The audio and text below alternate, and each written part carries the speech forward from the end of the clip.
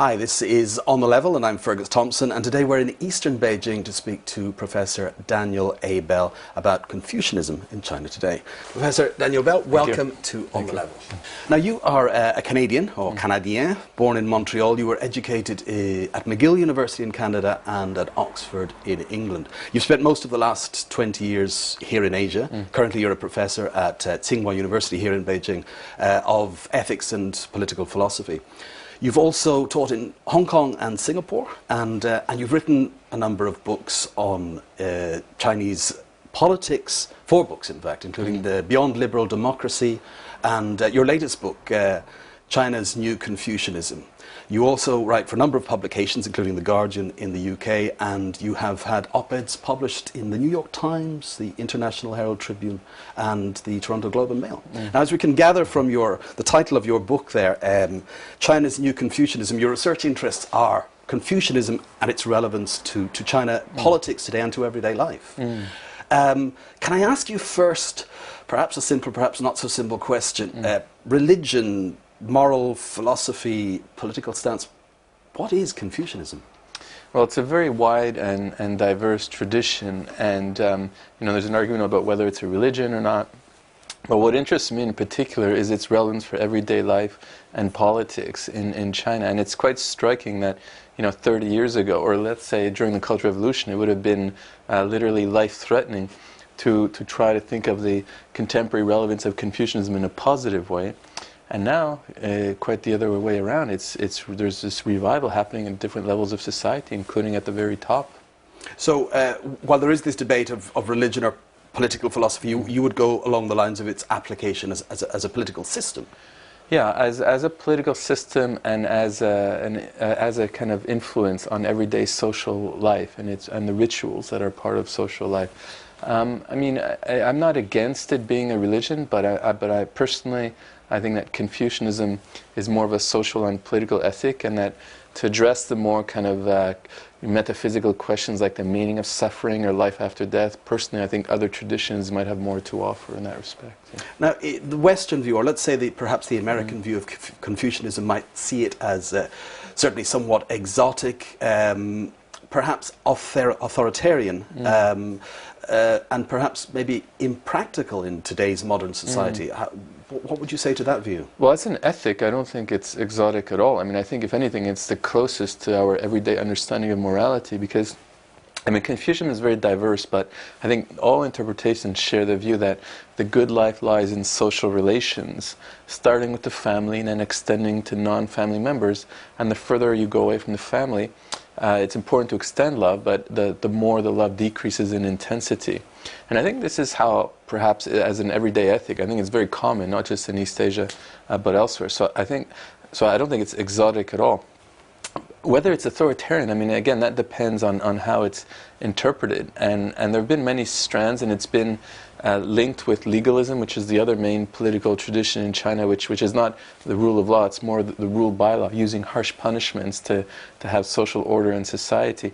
But you have other interpretations of Confucianism that point to the fact that it is a kind of hierarchical ethic, meaning that it's a recognition that in everyday life there's going to be certain hierarchies, parents and children and so on, but that those who are who have more status also have more responsibilities, and they have to care and show concern for those who have less status. And also that, for example, the teacher-student relation, of course a teacher has more knowledge in that sense, almost by definition, else why else would he or she be a teacher? But the student has an obligation to question. And and even Confucius, he set the model with his best student called Yan Hui, and he was very critical of Yan Hui for never asking questions, and so that Confucius himself can't improve, because the teacher also has. Confucianism is a constant quest for self-improvement, and the only way to do that is by constantly questioning one's ordinary way of doing things. And whether it's students or children, all have an obligations to do that.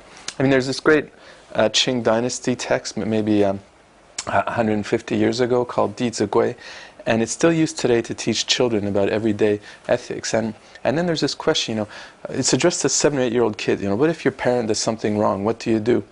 So then the text says, well, first you have to criticize them, show where they're wrong, and then if that doesn't work, then you cry, use emotions. So it's very detailed. And then if that doesn't work, then you have to submit to your parents, which is not unreasonable advice for a young kid, right? Right. So you're saying, but it's a two-way hierarchy, that there are obligations in both directions according to this. Right. Now you mentioned legalism there, which people think is, as you said, a harsh way of dealing with society. Confucianism, has there been a mixture of legalism and over the two have been beside each other for 2,000 years? Right. Well, the first emperor, the one who, Qin Shi Huangdi, about 2,200 years ago, he was explicitly inspired by legalism, and he's the one who unified China after a period of chaos, and used very harsh means to do so, including he buried Confucian scholars alive with their books, and he started to build the Great Wall. He unified the measurements and the script and so on. But that was a very short-lived dynasty. It was very brutal. But then the next dynasty, the Han Dynasty, explicitly, gradually became more officially Confucian. But it had some legalist elements, meaning that Confucianism is a political ethic, but it doesn't have much guidance for how to provide social order in a large political setting, and legalism might have more to offer in that respect. So it became mixed for the next 2,000 years. As you say there, Confucianism doesn't have that specific speciality of dealing with, as you say, large societies. For example, let's talk about China now. I know that in much of your writing you feel that in the view from the West, and by the West we're talking about Western liberal democratic countries, is that liberal democracy should be imposed or by some means introduced into Asia, and that you feel that this is not a good idea, whether it's the United States version or the Scandinavian version. Why does liberal democracy not suit East Asia? Well, I mean, it's not that it doesn't suit. It just means that there is room to, it's very important to allow for East Asian traditions, including Confucianism, to shape social and political reform. I mean, one thing in the 20th century in China, whether it was Marxists or liberals, they all thought that, of course there were many exceptions, but overall the trend was that we have to modernize, we have to become Western. Meaning we have to adopt Western political structures and a Western style of organizing the economy. And there were arguments about that, but the idea that you could draw upon Chinese traditions to shape modernity was really a non-starter. But in the past, let's say since the early 90s, now people are saying, well, hold on a second. Now China has developed, or is developing rapidly, partly on the basis of its own values, and maybe it shares something with other East Asian countries with a Confucian heritage that might be appropriate and for modernity, and that might shape modernity in different ways. So let's allow for that possibility. So again, it's not a rejection of liberal democracy, but it's saying that we can have, in a way, it's a more open-minded attitude to China's own traditions. Now, in some ways, there may be no direct conflict with liberal democratic values. Like, I think most Confucians value more freedom of political speech, because obviously if you want to improve the status quo, you need to have more freedom of speech to do so. But there's some areas where there might be important differences. Like, for example, in a liberal democratic political structure... Just to clarify, you're talking about differences between a Confucianist system and a liberal democratic system. Right. As you know, the way to choose the top political leaders is by a voting system, and at the end of the day, the political leaders, they owe their allegiance to the voters, and that's, if it works well, then the voters get their interests represented and articulated in the system, which is good, but it's still a limited way of thinking about politics, because Confucians say that political leaders, they should not just look after one group of people. They should look after everyone who's affected by the policies of the government. Confucians use this language of tianxia, which means all under heaven. So that means that political leaders have the task of representing not just voters, but also non-voters who are affected by the policies of the government, including future generations and people living outside of, for example, of China, who are affected by the policies of the Chinese government. Think of global warming. nobody in the political system, whether it's China or the US, represents the interests of future generations who are affected by global warming. So Confucians say, instead of, like in the Middle East, I mean, it seems as though, I mean, it's wonderful to have all these reforms, but it seems that the only alternative in place, like to as a political system, is to the kind of authoritarian status quo, is to have elections for leaders. But Confucians say that's limited. We also need to have representation for non-voters, like future generations. No political system has that. But Confucians say, so that's why. So you have some Confucian reformers, like this scholar called Jiang Qing. He proposes. He proposes actually a tricameral legislature. So just to explain, Jiang Qing is he's written about Confucianism, a text in it which is one of the standard texts. Would you say at this day? Well, it's a very influential work on political Confucianism. Right. And he's putting forward a practical theory of running a state along Confucianist lines. Right. Okay. And there's an argument over whether to what extent it's really Confucian, but at the end of the day, it doesn't matter that much if we think it's a good idea. But basically, he proposes a lower house, which is kind of democratic, where you use a voting system to choose the leaders, and the leaders represent the interests of the voters. But he also proposes this other house, where the leaders would represent the interests of non-voters who are affected by the policies of government. For example, future generations and people living outside of China. And for that, obviously, you can't use voting system to choose those leaders because they have the explicit task representing non-voters. So here Confucianism has this tradition of political meritocracy, which is that everybody should have an equal opportunity to be educated, or to put it in modern terms, and to participate in politics, but at some level, not everybody is going to emerge from that process with equal ability to make morally informed political judgments.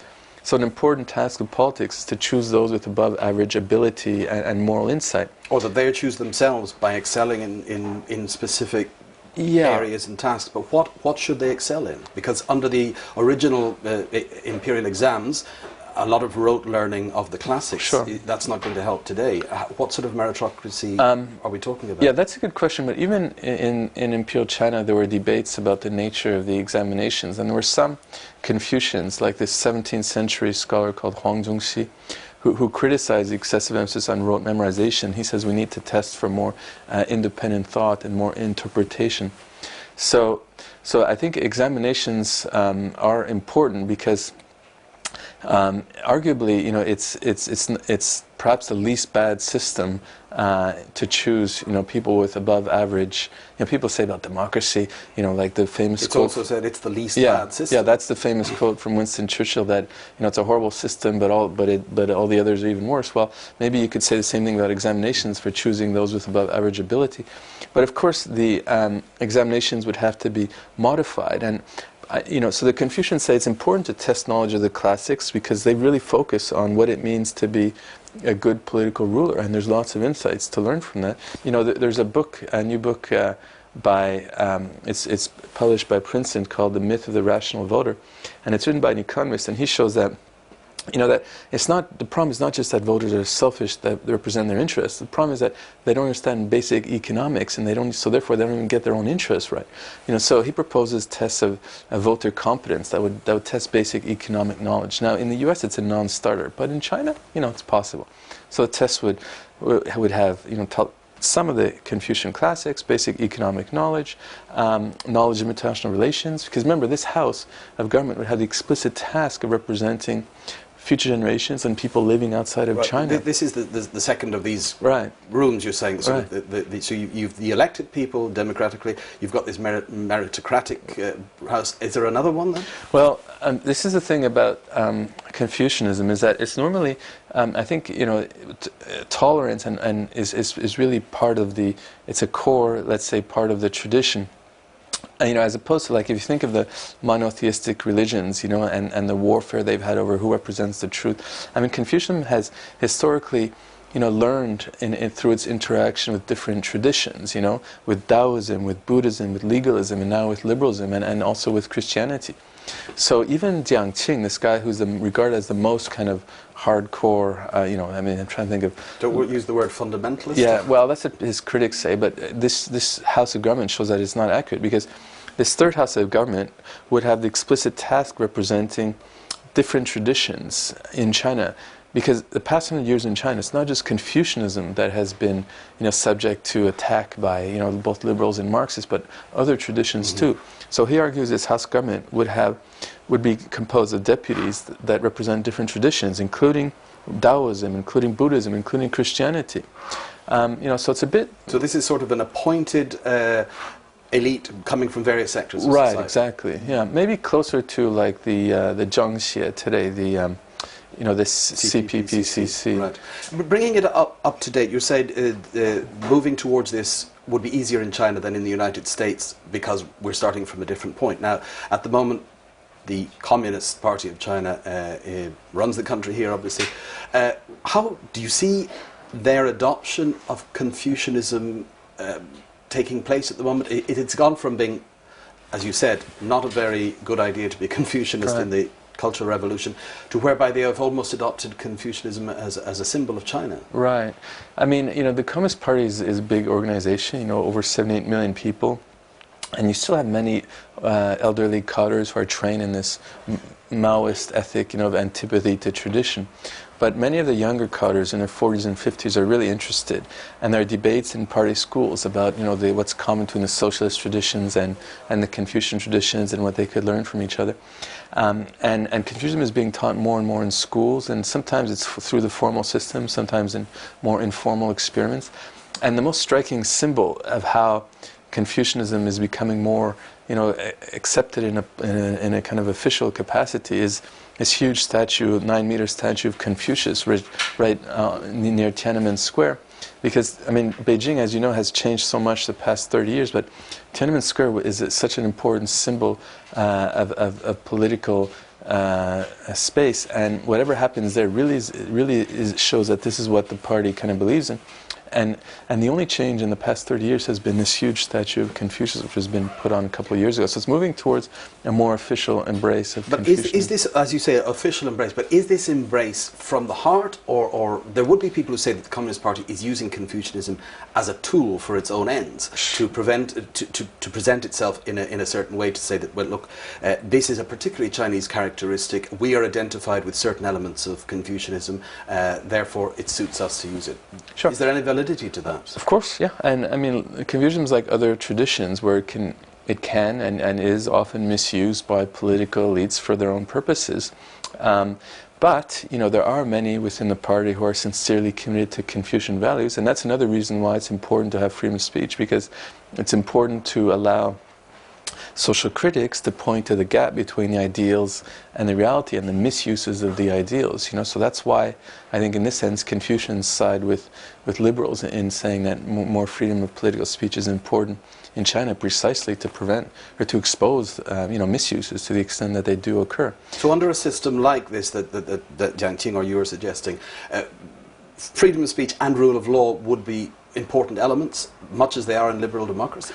Well, the rule of law would be different, because Confucians say that, how do we deal with social conflicts? And the most important thing is to preserve social harmony. And how do you do that? Well, when you have conflicts, the first thing we should do is use mechanisms that don't further, undermine social relations. So, for example, if spouses have a conflict, how do you deal with it? Well, Confucians would say, first they should go through mediation, and maybe a year or two later, then they have the right to divorce, but not instant divorce. Or when there's a conflict between workers and bosses, again, we should rely on more informal mechanisms that don't really that do not undermine social harmony or social trust. So you're saying a way of solving these problems by going through mediation rather than confrontation? Right, mediation and ritual. Again, in English it sounds bad, but in Chinese, if you say 礼制, it doesn't sound so bad. But so sort of... explain ritual there. Okay, well, ritual, it really... the best Confucian thinker on ritual is Xunzi, and he was writing, again, over 2,000 years ago. And he says that ritual has a very important function in terms of limiting desires, especially the desires of those with power, because they're the ones we have to worry about. So for example, if you have, for example, in a village drinking ceremony, they're always going to be hierarchical, he says, So meaning that those who are more senior have drink first, but eventually everybody in the village participates in the ceremony, and then a sense of community develops within that setting, and it prevents social conflicts from going out, and it means that those with more social power will look after the interests of those with less social power. So in a modern, for example, so let's update it a little bit or a lot. In a modern company, it would mean, like, how do big companies in South Korea and Japan, and not to growing extent in China, how do they preserve a social harmony, so to speak? Or how do they look after the interests of workers? Well, often the laws are not, but they don't have very strong union laws. But the bosses of the companies would eat together with the workers, or they would go and sing karaoke together. And it's hierarchical rituals, meaning like the boss would sing first and get more applause. But eventually everybody participates, and then a common feeling develops. And in hard economic times, the boss is going to look after the worker, not sack them in the first resort, like often happens in Anglo-American companies.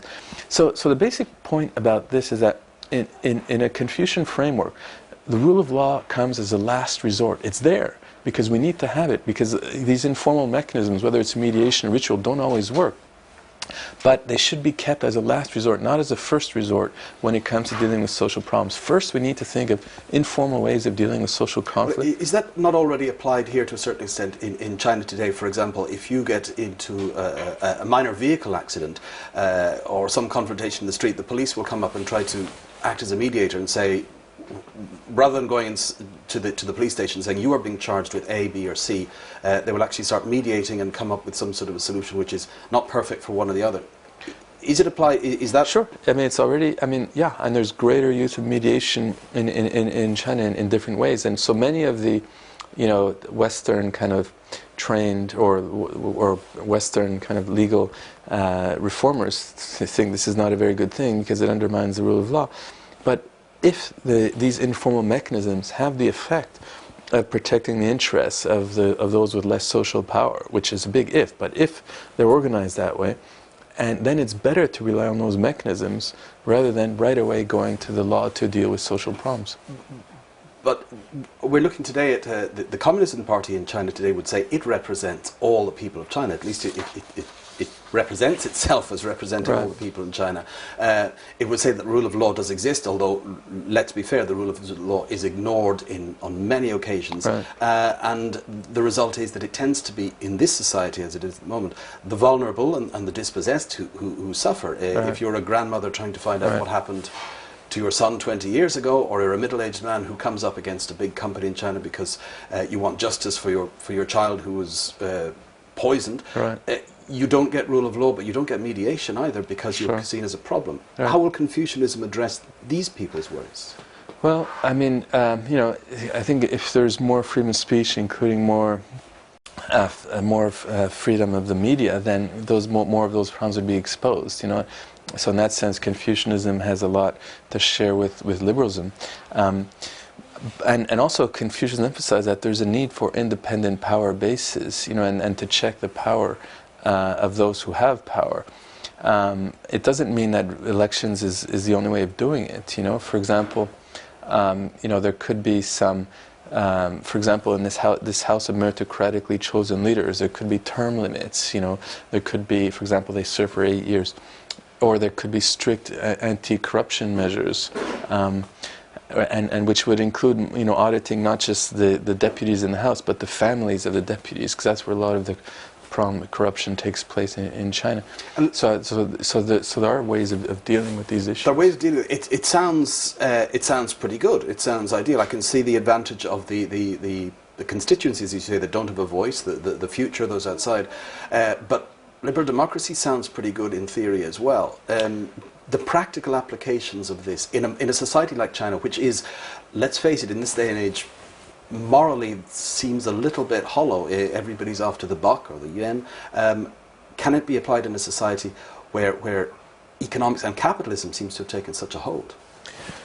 Well, yeah. Well, first of all, if we're comparing two ideals, I don't think liberal democracy is so ideal because it only represents voters and there's no formal representation for non-voters. So if we're comparing two ideals, I think the Confucian one is better. If you want to look at the reality, liberal democracies, people say a better description of the American system is not one person, one vote, but $1, one vote, because capitalists have so much power to shape, the political system in their own interest. But anyway, so I mean, of course, China has many problems. And so there's different levels of different ways of dealing with the problem. So lots of some Confucians say, let's focus on the top political institutions, think of how they could be reformed. Others say, let's focus more on the educational system, so that includes Confucian values that promote a sense of greater social responsibility. I mean, that's one reason why Confucianism is being revived as well, because it's not just because China is communist, but also because of capitalism that makes people more individualistic. Mm-hmm. So there's a need to affirm more social responsibility. And where's that going to come from? Confucianism is a very rich tradition, has a lot to offer to think about how to promote social responsibility. So I think it's a natural place to go. And that's why there's so many experiments now with Confucianism in schools, precisely to deal with these problems.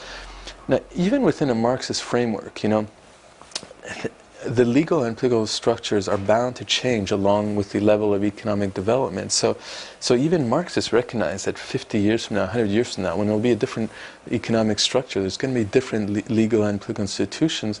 So in that sense, why can't Confucian play an important role in shaping those? You feel because Confucianism originated in China that it is within the tradition of the people here. Do you feel that's also a reason that it would be much easier here for it to become a system accepted by people, because it's not in the blood, if you like, but in the education, in the tradition? I think it's part of the everyday life. For example, Confucianism emphasizes filial piety. Care for elderly parents, which of course is there in the West as well, but not emphasized to the same extent. At least in Canada, once you reach the age of 18, you become independent, and you can care for your parents if you want, but it's more a matter of personal choice. But in Confucianism, it's not. You're always linked with your parents in a very deep way, and you owe obligations to them throughout your whole life. And so this view, even if it's not called Confucianism, it's still widely shared in China. So that's why, in terms of people's habits of the heart, people's everyday life, I think Confucianism resonates much more here than it would in Western countries. It's not to say that there's nothing to learn, but that I think it's more an obvious resource here. Also for the reason that you suggest, that because it came from here, people identify it more. So psychologically speaking, you've written, perhaps half jokingly, that CPC, the Chinese or the Communist Party of China, might one day become the Confucian Party of China. Realistically, academic nicety, or this is something that realistically you see could happen in China in the long term? Confucianism going for 2,500 years. What sort of time frame? I mean, it's possible that Confucianism would be embraced in a very official way, and certainly the trends in the past 10 to 15 years suggest a dramatic upsurge in official interest. But I think before there's some sort of official name, to a certain extent the name has to change at some point, because you mean the name of the party? Yeah, the name of the party, because I think there's a lot to socialist values have a lot to offer, and they have much in common with some Confucian values. The emphasis on the elimination of poverty is shared by both Confucianism and socialism. But the idea that according to Marx's theory of history, that we're in a kind of capitalist phase now, but that we're moving towards first a kind of lower form of communism and a higher form of communism, that doesn't inspire people anymore. And I teach political theory, and there are very few students who think in this way. So there's a big problem of, let's call it, kind of ideological legitimacy, meaning that what the party calls itself, and it still promotes Marxism in an official capacity, does not correspond to people's actual political aspirations. So it has to change at some point. What's it going to change towards? It's not going to become a liberal democratic party, so what are the alternatives? Confucian seems to be a likely one. Let's see if it is. Daniel Bell, thank you very much for being on The Level.